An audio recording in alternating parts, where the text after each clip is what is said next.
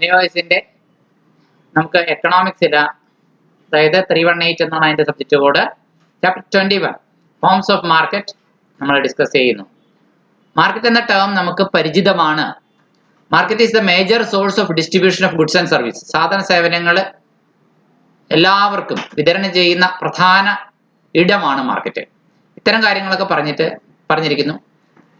സാധനങ്ങൾ വിൽക്കണമെങ്കിലും വാങ്ങണമെങ്കിലും അല്ലെങ്കിൽ സർവീസസിന്റെ കാര്യം അങ്ങനെ തന്നെ, ഗുഡ്സ് മാത്രമല്ല, നമുക്ക് മാർക്കറ്റ് എന്ന മീഡിയം ആവശ്യമാണ്. ഇങ്ങനെയുള്ളൊരു ഇൻട്രൊഡക്ഷൻ പറഞ്ഞിട്ട് മാർക്കറ്റ് എന്താണെന്ന് പറയാം. പണ്ടൊക്കെ മാർക്കറ്റിന്റെ ഡെഫിനിഷൻ പഠിപ്പിച്ചിരുന്നത് ഇങ്ങനെയാണ്. അതായത് വാങ്ങുന്നവനും വിൽക്കുന്നവനും കണ്ടുമുട്ടുന്ന ഇടം, അവർക്കിടയിലുള്ള സാധന സേവനങ്ങളുടെ വിൽപ്പനയ്ക്കോ കൈമാറ്റത്തിനോ സൗകര്യമൊരുക്കുന്ന ഒരിടം. A place where parties can gather to facilitate the exchange of goods and services എന്നാണ്.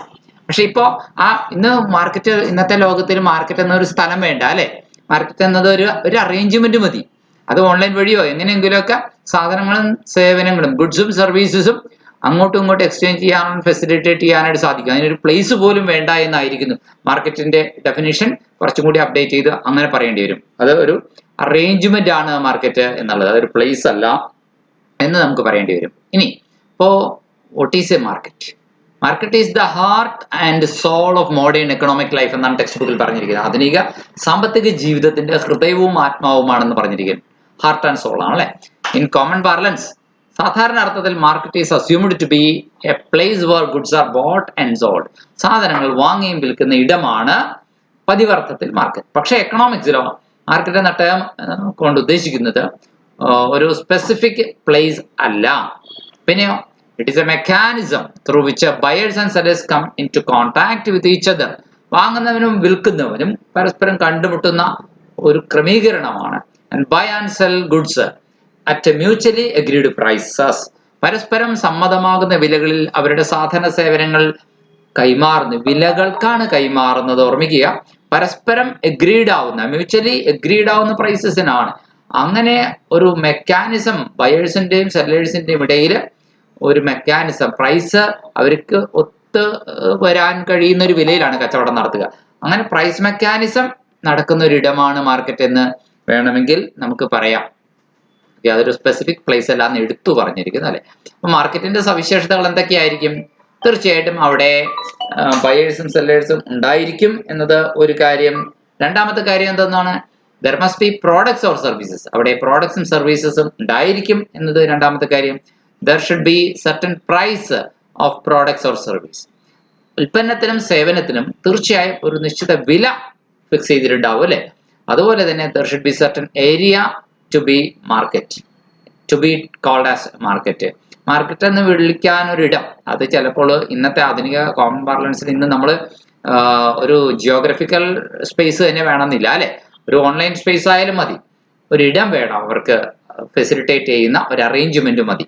ഇനി ownership of products should be transferred. Ownership വിലയ്ക്ക് കൈമാറുന്നു എന്നുള്ളത്. അപ്പോൾ മെയിൻ ഫീച്ചേഴ്സ് എന്തൊക്കെയാണ്? പണത്തിന് സാധനങ്ങൾ കൈമാറുന്നു. ഒന്നുകൂടി നോക്കാം. ടെക്സ്റ്റ് ബുക്കിൽ ഇങ്ങനെയാണ് കൃത്യമായിട്ട് പറഞ്ഞിരിക്കുന്നത്. ബയേഴ്സും സെല്ലേഴ്സും ഉണ്ടായിരിക്കണം.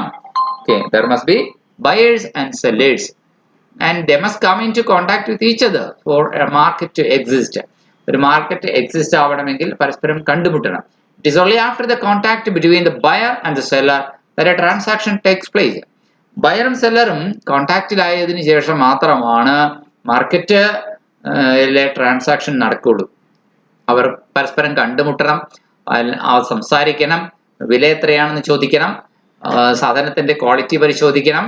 വിലയും ക്വാളിറ്റിയും ഒത്തിണങ്ങുകയാണെങ്കിൽ, ക്വാണ്ടിറ്റി ആവശ്യത്തിനുണ്ടെങ്കിൽ ഒക്കെയാണ് അവർ കച്ചവടം നടക്കുക. വില നൽകാൻ ബയർ വില്ലിങ് ആവണം. ഇത്രയും കാര്യങ്ങളൊക്കെ ഉണ്ട്. Next area. നെക്സ്റ്റ് ഫീച്ചർ എന്താണ് മാർക്കറ്റിന്റെ? ഒന്ന്, ബയറും സെല്ലറും രണ്ട് പാർട്ടീസ് വേണം, അതായത് പാർട്ടീസ്. രണ്ടാമത്തത് ഒരു സ്പേസ്, ഏരിയ. അപ്പോ ഒരു പർട്ടിക്കുലർ പ്ലേസ് ഇന്നത്തെ ലോകത്ത് നമുക്ക് ആവശ്യമില്ല. ജിയോഗ്രഫിക്കൽ പ്ലേസ് എന്നതിൽ ലിമിറ്റ് ചെയ്യുന്നില്ല ഈ വാക്ക് അല്ലെ. അപ്പോ പണ്ട് കാലത്ത് അങ്ങനെയായിരുന്നു, എന്നാൽ ഇന്ന് അങ്ങനെയല്ല. ടുഡേ ഇന്റർനെറ്റിന്റെ ലോകത്തില, in the age of internet, market എന്ന വാക്ക് ഒരു ജിയോഗ്രഫിക്കൽ സ്പേസിൽ ഒതുങ്ങുന്നില്ല, ലിമിറ്റഡ് ആവുന്നില്ല. പിന്നെയോ a buyer can place order to buy a good online. ഒരു ചരക്ക് ഓൺലൈനിൽ വാങ്ങാനും ഓർഡർ പ്ലേസ് ചെയ്യാനായിട്ട് ഇടമുണ്ട്. അപ്പോൾ ഓൺലൈൻ ഇടമാണ് ഇന്ന് ഇടം, അതായാലും മതി. So modern market exist physically and virtually.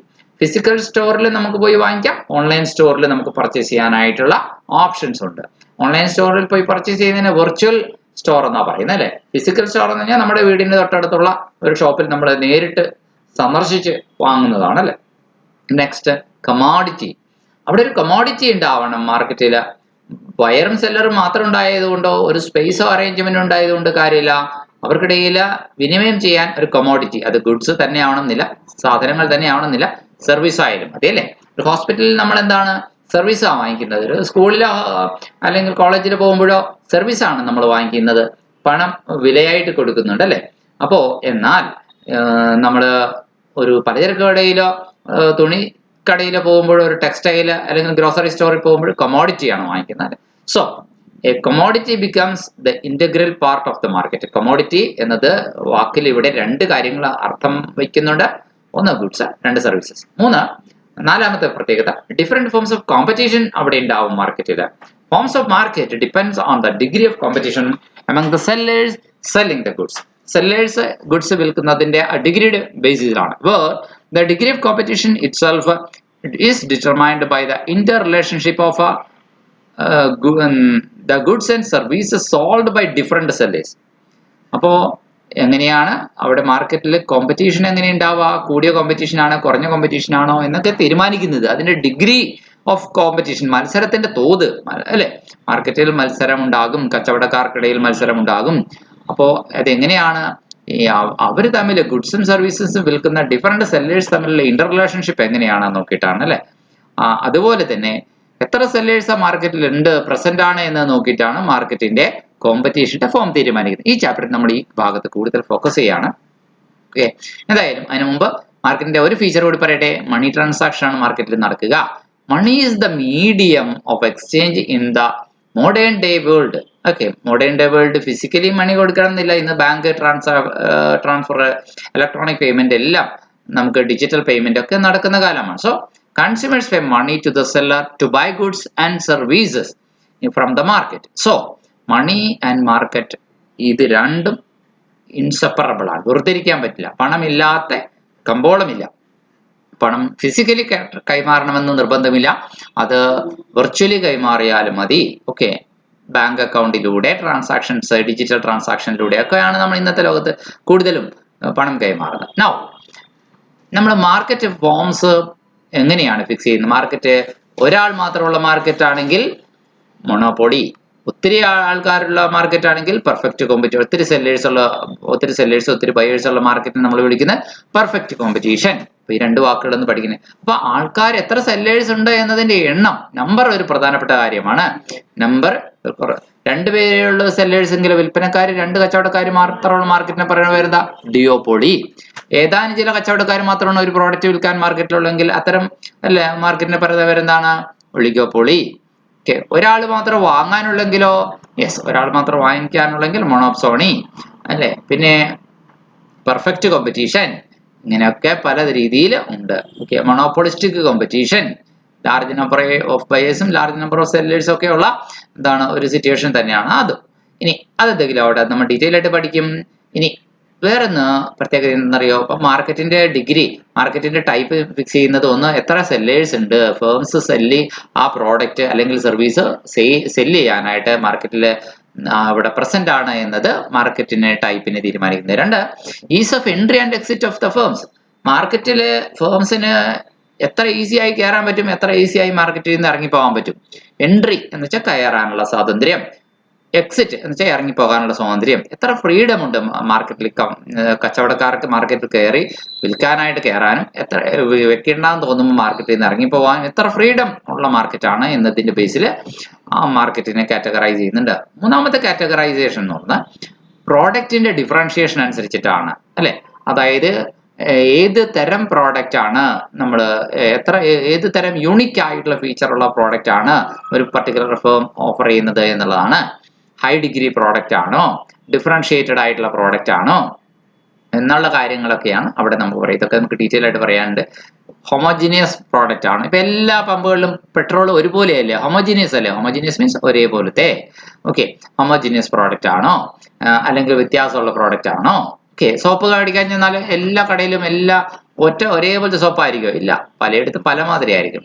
എല്ലാ ടെക്സ്റ്റൈലും ഒരുപോലത്തെ തുണിത്തരങ്ങളായിരിക്കും? അല്ല, പലയിടത്തും പല മാതിരി ആയിരിക്കും. ഹോമോജിനിറ്റി കുറവായിരിക്കും അല്ലെ? അപ്പോൾ അതാ പറയുന്നത്. അപ്പോൾ ഹോമോജിനിറ്റി മീൻസ് അല്ലേ, അതേസമയം നമ്മൾ റേഷൻ കടയിൽ ചെന്ന് എല്ലാ റേഷൻ കടയിലും ചിലപ്പോൾ ഒരേപോലത്തെ അരി കിട്ടിയെന്നിരിക്കും അല്ലെ? അപ്പോൾ ഹോമോജീനിയസ് ആയിട്ട് കിട്ടാം. ഓക്കെ, അപ്പം ഹോമോജിനിറ്റി അതായത് വാങ്ങിക്കുന്ന ഉൽപ്പന്നം ഒരേപോലത്തെ ആണെങ്കിൽ ഹോമോജീനിയസ് പ്രോഡക്റ്റ്, അല്ലെങ്കിൽ വ്യത്യസ്തമായിട്ടുള്ള പ്രോഡക്റ്റുകളുണ്ടോ അതിന്റെയൊക്കെ ബേസിൽ പ്രോഡക്റ്റിന്റെ ഡിഫറൻഷിയേഷന്റെ ഡിഗ്രി എത്രമാത്രം ഉണ്ട്, അതിനനുസരിച്ച് മാർക്കറ്റിനെ കാറ്റഗറൈസ് ചെയ്യാം. സോ മാർക്കറ്റിന്റെ ടൈപ്സ് ആണ് നമ്മൾ പറഞ്ഞു വരുന്നത്. മാർക്കറ്റിന്റെ സ്ട്രക്ചറിനെ കുറിച്ചാണ് നമ്മൾ ഇനി അടുത്ത ടോപ്പിക് പറയേണ്ടത്. Different forms of market structure. Market structure എന്ന് പറഞ്ഞാൽ മാർക്കറ്റിന്റെ ഘടനയാണ് അല്ലെ? സ്ട്രക്ചർ എന്ന വേർഡിന്റെ അർത്ഥം ഘടന. അതിനെ എങ്ങനെയാണ് നമുക്കൊരു ഗ്രാഫിക്കലി ഘടിപ്പിച്ച് വെക്കാൻ കഴിയുന്നത്, ഓരോരോ ഭാഗത്തെ അതിന്റെ കണക്ഷൻ അനുസരിച്ച് എങ്ങനെയാണ് നമുക്ക് അവതരിപ്പിക്കാൻ കഴിയുന്നത്, ഏതിന്റെ കീഴിൽ ഏത് ഫിറ്റ് ചെയ്യണം എന്നതിന്റെ ഒരു ധാരണയാണ് ഘടന, സ്ട്രക്ചർ. സോ മാർക്കറ്റ് സ്ട്രക്ചർ പഠിക്കുമ്പോൾ പെർഫെക്റ്റ് മാർക്കറ്റും ഇംപെർഫെക്റ്റ് മാർക്കറ്റും ഉണ്ട്. പെർഫെക്റ്റ് മാർക്കറ്റും ഇംപെർഫെക്റ്റ് മാർക്കറ്റും ഉണ്ട്, അതൊന്ന് ഓർത്തിരിക്കുക. അതായത് പരിപൂർണ കമ്പോളവും അല്ലെങ്കിൽ കമ്പോളത്തിന് വിപണി എന്നും പറയാം കേട്ടോ. അതുപോലെ തന്നെ ഇംപെർഫെക്റ്റ്, അത്രയ്ക്കൊന്നും പൂർണ്ണതയില്ലാത്ത കമ്പോളവും ആണ് ഇംപെർഫെക്റ്റ് എന്ന് പറയുന്നത്. രണ്ട് ടൈപ്പ് ഉണ്ട്. ഇംപെർഫെക്റ്റ് മാർക്കറ്റിനെ നമുക്ക് monopoly market, monopolistic competition, oligopoly എന്നൊക്കെ കാറ്റഗറൈസ് ചെയ്യാം. ഇങ്ങനെയാണ് ഇംപെർഫെക്റ്റ് മാർക്കറ്റിനെ നമുക്ക് എന്ത് ചെയ്യാം? മൊണോപ്പൊളി, മൊണോപ്പൊളിസ്റ്റിക് കോമ്പറ്റീഷൻ, ഒളിഗോപ്പൊളി എന്നിങ്ങനെ കാറ്റഗറൈസ് ചെയ്യാം. മൊണോപ്പൊളി ഒരു സെല്ലർ മാത്രമുള്ള type of market. Monopolistic competition large number of sellers ഉള്ള മാർക്കറ്റ്.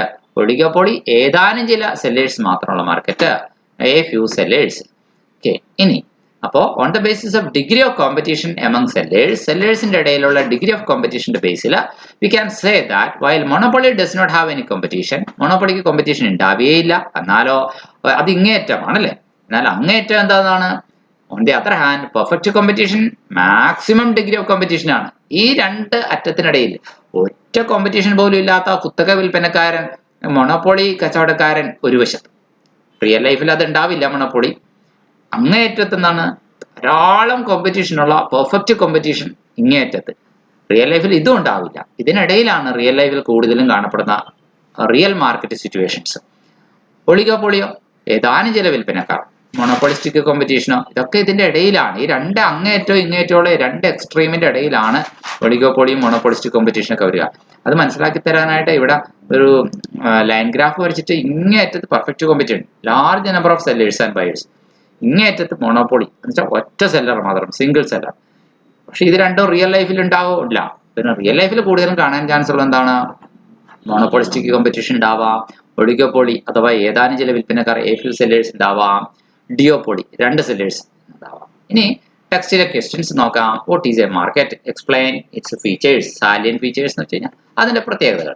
രണ്ടാമത്തെ ചോദ്യം ഡിഫൈൻ മാർക്കറ്റ് സ്ട്രക്ചർ. മാർക്കറ്റിന്റെ ഘടന എന്താണ്? മൂന്നാമത്തെ ചോദ്യം bring out the main features of A market. മാർക്കറ്റിന്റെ പ്രധാന സവിശേഷതകൾ എന്തൊക്കെയാണ്? നാലാമത്തെ ചോദ്യം on what basis can different market structures B distinguished from another. എന്തിന്റെ അടിസ്ഥാനത്തിലാണ് പല മാർക്കറ്റ് സ്ട്രക്ചറുകൾ മറ്റൊന്നിൽ നിന്ന് വ്യത്യാസപ്പെടുത്തി പറയാൻ കഴിയുക? Which is the most competitive market structure. ഏറ്റവും കൂടുതൽ കോമ്പറ്റീറ്റീവ് ആയിട്ടുള്ള മാർക്കറ്റ് സ്ട്രക്ചർ ഏതാണ്? Which is the least competitive market structure. ഏറ്റവും കുറവ് കോമ്പറ്റീറ്റീവ് ആയിട്ടുള്ള മാർക്കറ്റ് സ്ട്രക്ചർ ഏതാണ്? കണ്ടോ, ഏറ്റവും കൂടുതൽ കോമ്പറ്റീറ്റീവ് ആയിട്ടുള്ളത് ഏതാണ്? ലാർജ് നമ്പർ ഓഫ് സെല്ലേഴ്സ് ഉള്ളതാണ് അല്ലേ. ഏറ്റവും കുറവ് കോമ്പറ്റീഷൻ ഉള്ളത് മൊണോപ്പൊളിസ്റ്റ് തന്നെ. മൊണോപ്പൊളി ഉള്ള ആൾക്ക് വേറെ ആരെയും മത്സരിക്കാനില്ല, അയാൾ മാത്രമേ ഉള്ളൂ ആ സാധനം വിൽക്കാനായിട്ട്. അപ്പോൾ അയാൾ കുത്തകക്കാരനാ, അയാൾ പറയുന്ന വിലയ്ക്ക് അയാൾക്ക് വിൽക്കാം. അയാൾ പ്രൈസ് മേക്കറാണ്, ഒരിക്കലും പ്രൈസ് ടേക്കർ അല്ല. മാർക്കറ്റ് നൽകുന്ന വില സ്വീകരിക്കുന്ന ആളല്ല, അയാൾ മാർക്കറ്റിൽ അങ്ങോട്ട് വില പറയുന്ന ആളാണ്. സോ ഏഴാമത്തെ ചോദ്യം നോക്കിയേ, is it necessary for a market to be some specific place. Market ഒരു സ്പെസിഫിക് പ്ലേസ് തന്നെ, ഒരു നിശ്ചിത സ്ഥലം വേണമെന്ന് നിർബന്ധമുണ്ടോ ഇന്നത്തെ ലോകത്ത്? ഒരിക്കലുമില്ല. അത് ഓൺലൈൻ മാർക്കറ്റ് ആണെങ്കിൽ വിർച്വൽ മാർക്കറ്റ് ആണ്, അതിനൊരു ഭൂമിശാസ്ത്രപരമായ സ്ഥലം വേണമെന്നില്ല, ഒരു ജിയോഗ്രഫിക്കൽ പ്ലേസ് വേണമെന്നില്ല. ഇത്രയും കാര്യങ്ങളാണ് നമ്മൾ ഇന്നത്തെ ഈ ക്ലാസ്സിൽ നോക്കുന്നത്.